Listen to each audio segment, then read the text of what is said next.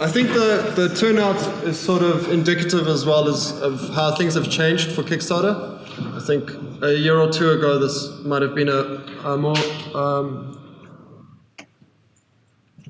sought after topic. How many people here are looking at doing a Kickstarter in the upcoming future? Sort of? Okay, cool.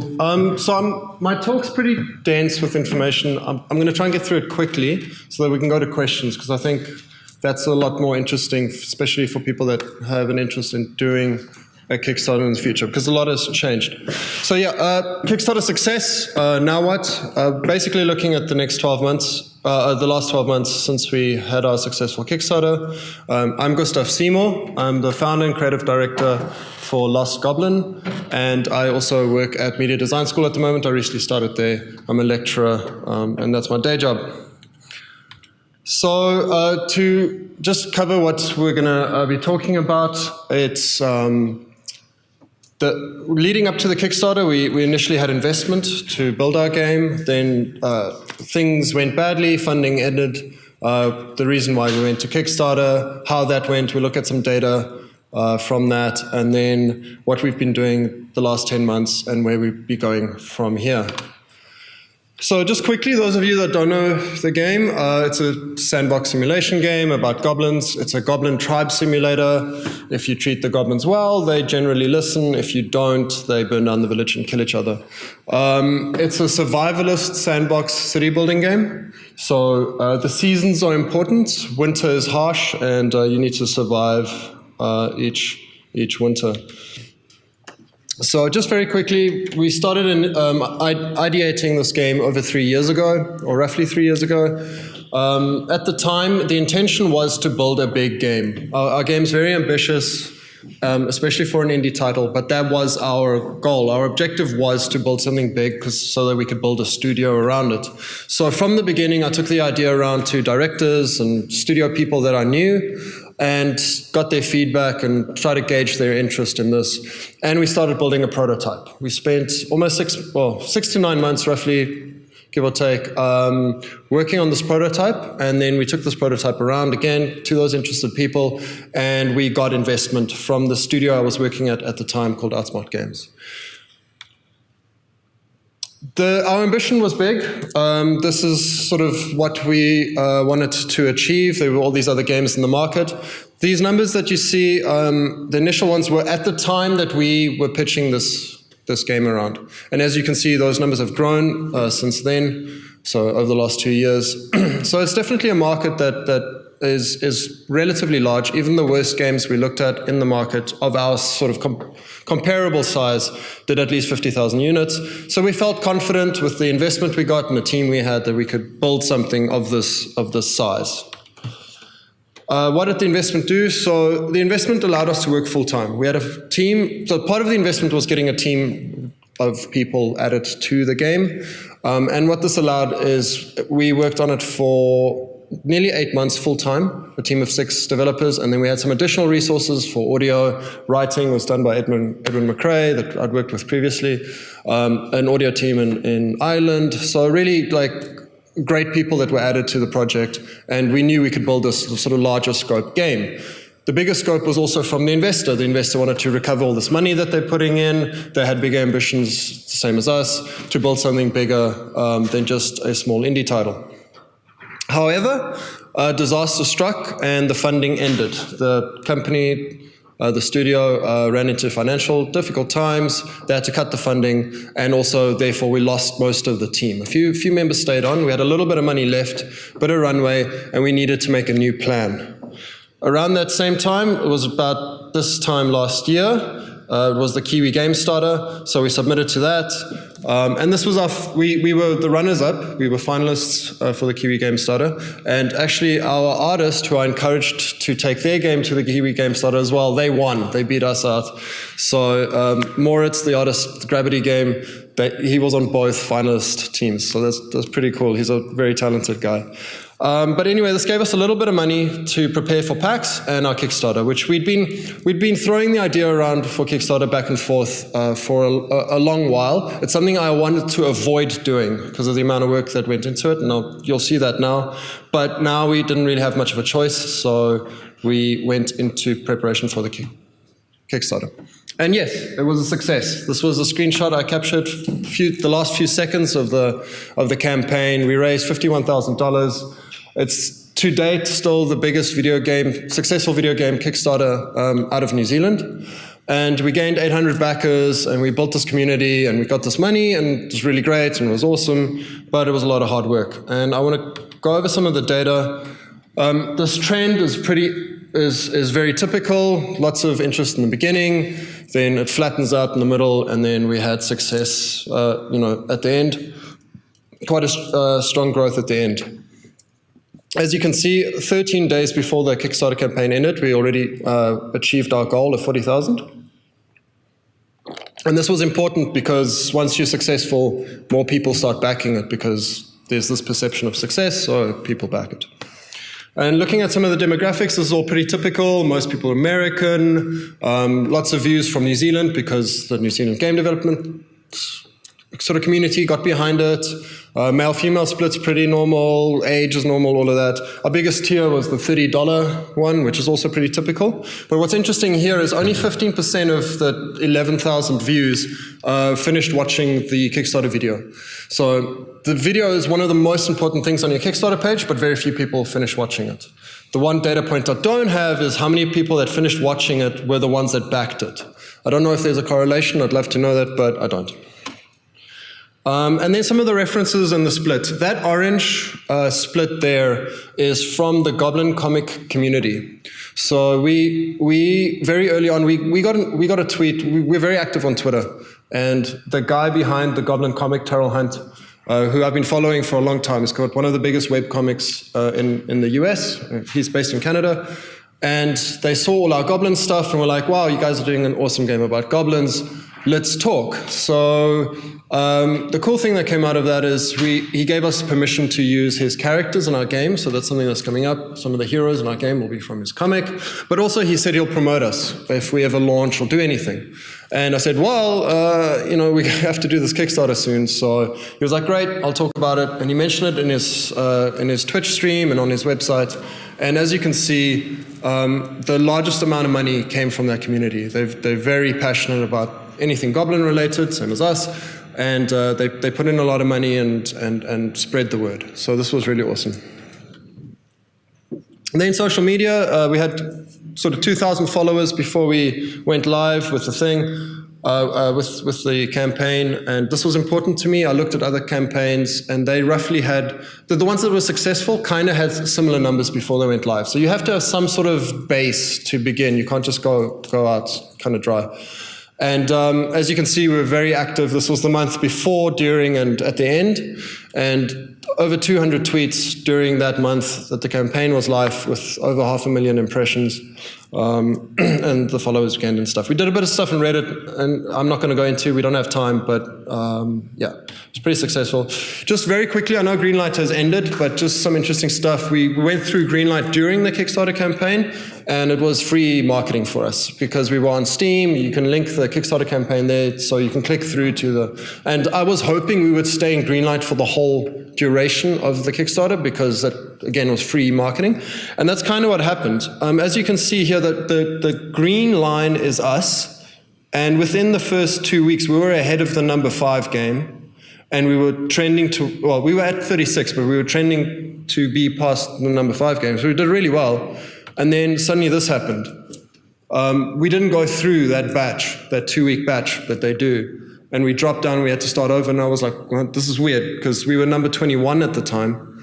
And then 2 days after our funding got achieved, I got an email saying we've been greenlit. So presumably somebody was looking at that and kind of was waiting for it to be approved before it got greenlit, or successful before it got greenlit. So that was just interesting. I don't know how that's going to change with Steam Direct, because you don't have that kind of sort of avenue anymore, which I think will hurt a lot of games.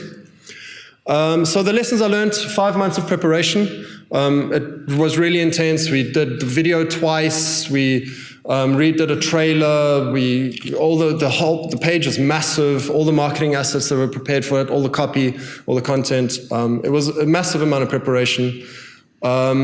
We ran for 39 days. That was just so that we could cover PAX. Otherwise, you should do about 30 days. But we wanted to be at PAX for our last week, and it was nearly 16 hours a day for me. The co-founder left the company just before we went live, so it was kind of up to me to do most of it.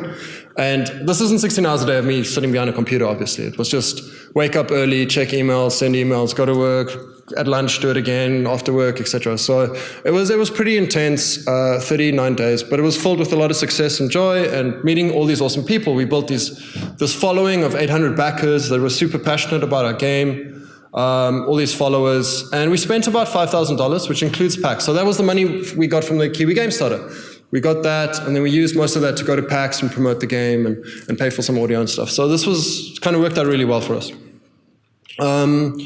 Very important, if you're going to Kickstarter, just like an App Store or a Steam page, whatever, you have to get featured. Getting featured was one of the biggest views we got from the platform. And before we went live, I got in touch with Kickstarter. I emailed them because there was like a thing. They've got a games group, and they contacted me back. We had an hour-long Skype meeting. They gave me some advice. They looked at my game. They said they love it. So as soon as we went live, it was project we love. It got featured. It was on the front page of Kickstarter, and then it was on the roulette for games consistently throughout the process, which was fantastic for us. You have to have something unique and interesting because you need to build a community. So like I said, that Goblins comic community was absolutely integral to us being successful. And because we had something interesting, there was niche that hit the right kind of tones with that community, and some Reddit subreddits that we kind of post to, like sympathetic monsters and stuff, we could leverage that. You have to have a great page, that's the most important thing, but also you have to have a really, really professional video. Super important. I know not everybody finishes watching the video, but if the video is not good, people turn away. Like I said, you have to make strategic partnerships. And then we did a little bit of experimentation with advertising. It didn't work. I don't suggest it. However, you can do like and follow campaigns on Twitter and Facebook. Those are pretty useful if you do them ahead of time. So again, you build a base before you go live. Don't use any promoters. So from the first second the thing goes live, you will get spammed 100 emails a day of, we guarantee your success for $1,000 or $100 or whatever. You ignore all of those. And also, very importantly, don't lose momentum. Somewhere, just sort of, I could very clearly see it. Whenever I would take a night off or not check my mails for 4 hours, there'd be a dip, and then it would be a lot of effort to kind of pick up that momentum again. So you have to have your foot fully on the throttle all the way through. And then don't rush it. We rushed to get it live because we wanted to time it with PAX. In hindsight, being at PAX and the press we got wasn't enough to justify making that move. I would have rather have done the video again and just taken a little bit more time. I think it could have been more successful. And then, yeah, but ultimately it was a success. This is a photo of us at the meetup when we did a countdown to go live. It was really cool. It was a cool event to kick the whole thing off. We were finalists in the Kiwi Gamestarter. We were at PAX. We were a featured project on Kickstarter. So overall, just a huge success. And the keynote talked about this, like not having failures, but different measures of success. So, you know, even throughout this process, there was lots of failures, but there was different measures of success for us. And I feel like that's an important thing to remember. So now what? That's the big question. Yay, we've done this cool Kickstarter, but now what? Actually, it increases the amount of work you have to do. So you still have to finish the game. There's a lot of work left to do on the game, but now you have this new community. You have to keep them up to date. You have to send out updates. You have to deliver all these promises you've made. And we used BackerKit as like post-Kickstarter fulfillment, and I highly recommend this. We raised another $2,500 or something on there. But again, it's another thing you have to administrate, update, post to, etc. And you have to keep this momentum, because you've got this positive press, you've got this thing now, you got to keep going with that. You've got to talk about it, you've got to push it out, you've got to speak to these people and keep getting the word out. And for me, what was really important is I have this enormous feeling of public responsibility. There's a lot of Kickstarters where people sort of took the money and ran, or early access games that don't get abandoned. And I definitely don't want to do this. So I had this sort of feeling of responsibility to these people that have backed us. So delivering on promises. The game, it was the highest priority is getting the game out.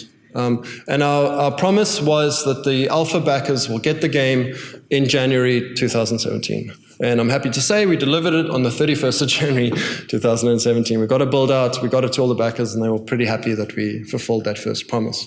After that, we went public in June on itch.io. We've been selling the alpha there. We're currently in alpha 4.0, so please check it out. You can also play it down at Beanbag End. And however, we did change one promise from, we wanted to be in early access by July. We're not, but we changed that to first access on itch, and we did that sooner. We went live with that in June, but we communicated this to all our backers months in advance. We're like, look, this is what we're thinking. We don't feel like the game will be ready for Steam yet. It's going to be too harsh of a process to recover if it's not good. So what we want to do is move to first access and then delay the Steam early access release to later. And everyone was fine with this because we communicated it, and we stay in constant communication with our backers, especially our big backers. So the other rewards, this is what kills a lot of Kickstarters. Access to the game, which, like I said, we've delivered. But then there's also other rewards that we had at higher tiers, like design rewards. Naming goblins, we've done that. Designing story rewards, we've done that. There's some high-tier ones like designing your own gods and NPCs and stuff, which we're still getting to. We've started those conversations with those backers, but they're not in a rush. They trust us because we constantly communicate with them. And then the physical rewards, we've gotten the posters and T-shirts out to everybody. They arrived eventually, and we got them out. We're still doing the figurines. There's been some issues with that. And that was the #1 requested thing during our Kickstarter. Everybody wanted a figurine, and they wanted them for cheap. And they're really expensive to make, and the shipping, and if they break, you have to ship a new one, and so on. And from the beginning, I told myself, I'm not selling toys. I don't want to turn into a merchandising, because we could have raised a lot more money, but that money would have been spent on making these figurines. So I didn't want to do that. In hindsight, who knows? But yeah, they're very cool, but we didn't make them. Then going public with the game, like I said, the backer release was really important, and we've been getting really great feedback on that, and it's been like a QA process. And then we went to itch, and my expectation of itch was a little bit higher. So we were in the top 10 paid games on itch for the first month, consistently. And I was like, oh, this is awesome. It must be doing well. It really doesn't. It's a handful of sales a day, if that. And yeah, itch is not a place for premium paid games. If it's cheap games or free, yeah, that's what people are there for. But it really doesn't do that well there. So it was a good learning process, and itch is a really great backend, and it has community page and distribution, and it allowed us to get the game out to all the YouTubers that have been emailing us in this YouTuber list that we've been building. So it's been really good for that. It's just we were hoping for a bit more revenue from that platform. And then finally, we signed with a partner, a publisher, recently, about a month ago. And this is something we've been avoiding and also pursuing for the entire process of the game. Like I said in the beginning, we pursued investors and at that time publishers as well, because we wanted to build something big, something ambitious. But most offers we got were pretty terrible, pretty greedy. And we said no to all of those. However, recently a developer, a studio, contacted us, and they want to move into publishing, and they're really cool guys, and they work in a similar space. They understand the game that we're making, and they weren't greedy about their terms. And we finally came to terms, and they took our game to Gamescom last month. It was presented at Gamescom, and it went really well. And so far, they've been really cool. And just a lot of people would ask me, how did you get a publisher, or how did that happen? And we didn't initiate any of these conversations. Once the Kickstarter was successful, we regularly get requests of what's happening with the game, do you need a publisher, etc. So once you have that sort of image of success, you can kind of work on that. And if you keep the momentum going, then lots of good things come out of it. So what's next? Kind of running out of time here. Obviously, Steam Early Access, that's to us, the biggest deadline in the project's life will be that day. 3 years will either pay off or it won't in that month that we release on Steam Early Access. So that will be make or break for us. After that, we will still, if it does okay, we'll go to all the other platforms. That's something that the publisher is going to be handling. They're busy rebuilding a website for us, which will also sell and do some of the backer tiers that we had. So there's some extra value you can get from that. And then finally, eventually, the game will go to gold. Our game is really well suited for early access. It's a game that kind of is live and you can build on. And it's a good model for it. But eventually, we want to finish the game and work on our next one. So thank you very much. I know I sort of just ran through everything at high speed, but I want to get to questions if there's time. Follow me at Lost Goblin. We recently started a Twitter for the game itself at Goblin Elder, and then I do a Twitch stream every Saturday, or I try to every Saturday. I just cover some of the stuff we're doing, some game dev, but also just often looking at the updates coming up. We've started a Discord channel where we've got lots of our backers and people from the community that we chat about games and we chat about the game and they give us feedback and do cool stuff. It's really good. That's really nice. Like I said, the alpha's on itch. Wishlisted on Steam, the page is up, and play it downstairs at Beanbag End. Thank you.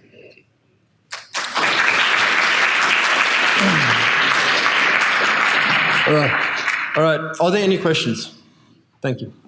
Yes. So, knowing all the effort, the energy and time you invested in the campaign, would you do it for the next game, or you would rather invest that time in the building of the game? Yeah, that's the big question, right?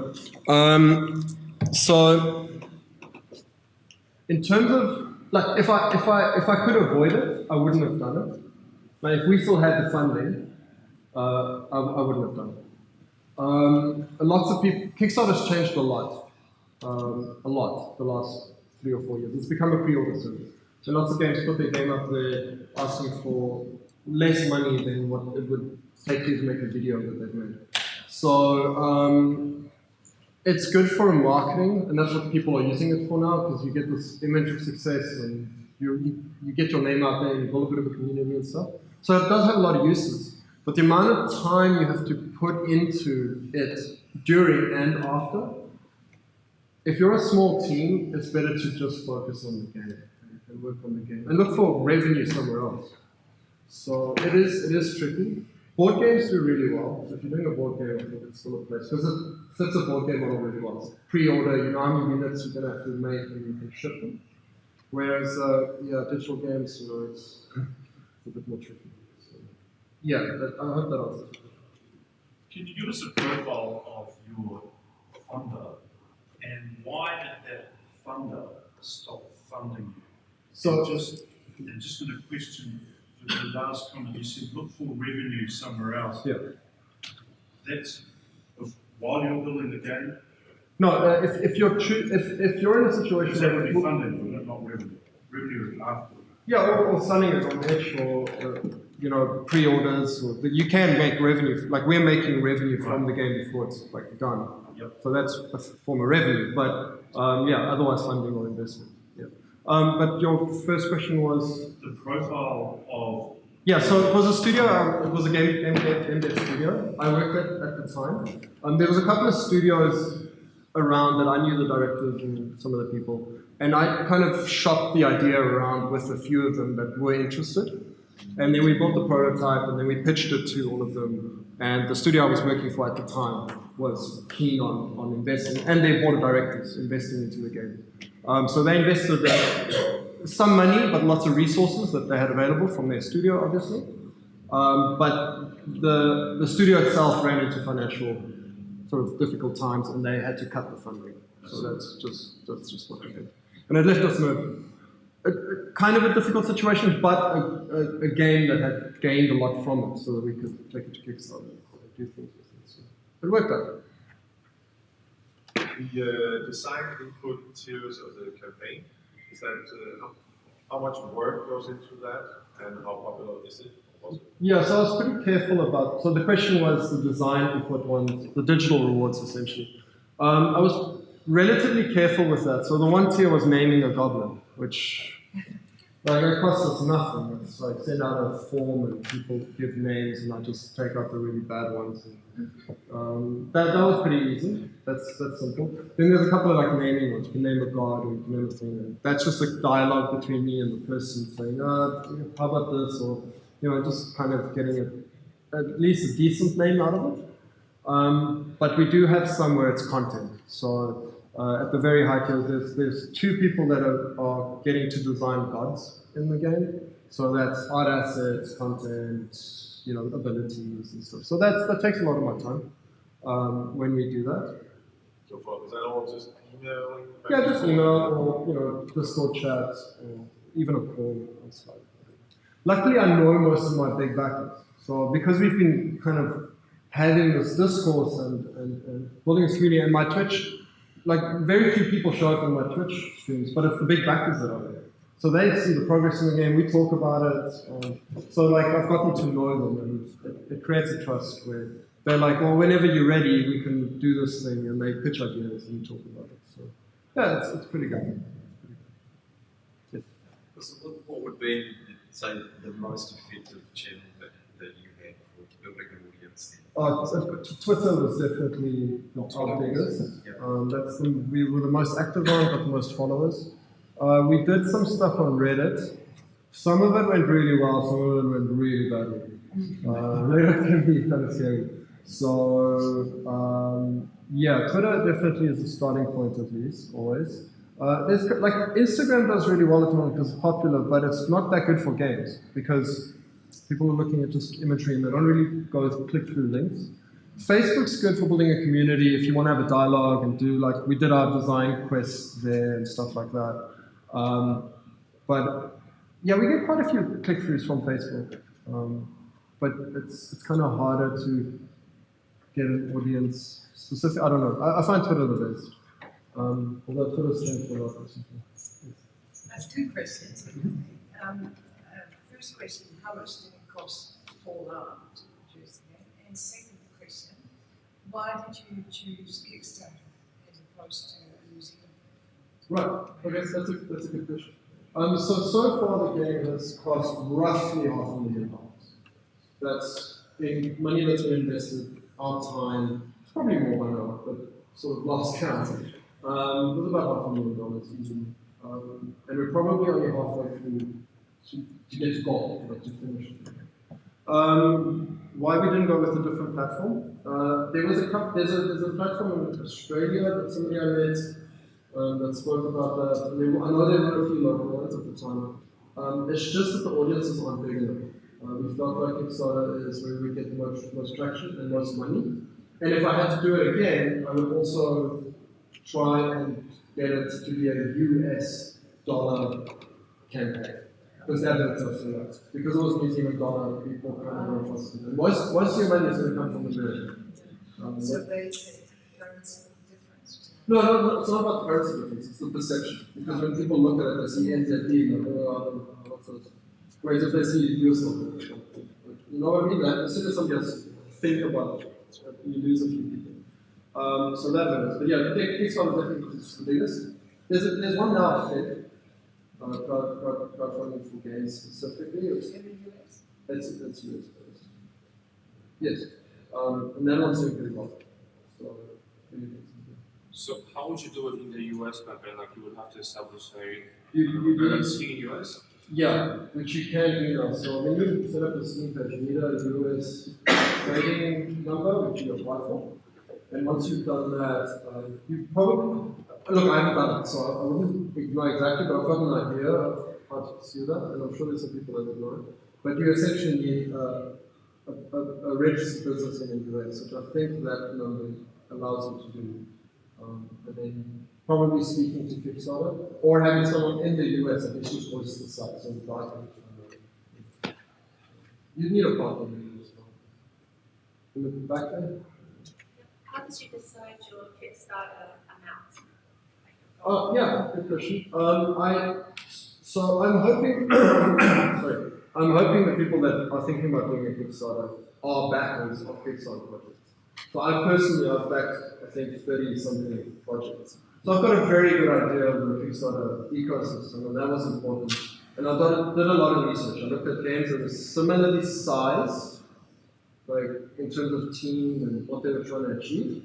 And most of them at the time were looking for about 30 to 40,000 US dollars. And then I converted that and felt like I could achieve that. So I looked at what the market was willing to spend at similar games. And it worked out. So that's how we did it. I was wondering if you, around your Kickstarter or in general, you experienced any bad PR? One comment on Reddit. Something about the name. What a stupid generic name for a game. That was it. Did you experience, like, did you yourself regretted to post some news or stuff about it? You think, like, No, I was very fortunate that everything was very positive. The one experience on Reddit was just got downvoted because they thought it was advertising. So in some of the things, you could do an AMA and you could post about your Kickstarter, which is the forum rules, which I read and made sure of. And then as soon as I posted it, people would just download it because it's advertising. So Reddit's just weird about that. But the only negative piece of feedback I ever got was just about the name. I was pretty fortunate. How much time do we for that? We're 5 over. All right. Last question. Oh, cool. I was just quickly going to ask about, you said a lot of publishers you felt were greedy. Yes. Did they want a percentage of profits in terms of... So typically they do something like just a generic email saying, your game lost goblins, which that's not the name of the game. It looks really amazing and we want to publish it. And then you have a meeting with them and they go, we'll do a 50-50 split and we'll do distribution for you. Well, I know how that works in Steam, so that's not really. So then I asked them basic things like, can you quantify how much marketing you need? Yeah, because what's marketing? Like sending out emails is marketing, right? So I would ask, am I going to have a dedicated person that's going to do it? How much time are they going to spend, etc. And then they disappear. So there's a lot of vultures out there that reach out to a lot of small indies, and they're like, oh cool, we're going to get a publishing deal. And they sign, and they get abandoned by the publisher unless it happens to pick up. So I was very wary of that. And by the 10th email, I was pretty hard up about how I negotiated with them. So why I want this and this and this, and I'm like, oh. But eventually we found them. I had a whole bunch of demands in the contract. Like one thing that was in the standard contract was exclusive rights to price the game. And I was like, no way, like that has to be for me. Because they can price at zero to like get their name on or something. Not that they would, but they could. So things like that. You got to be hard up on the deal, and hopefully very good. I think that's it. Thank you all very much. I'll be around. So.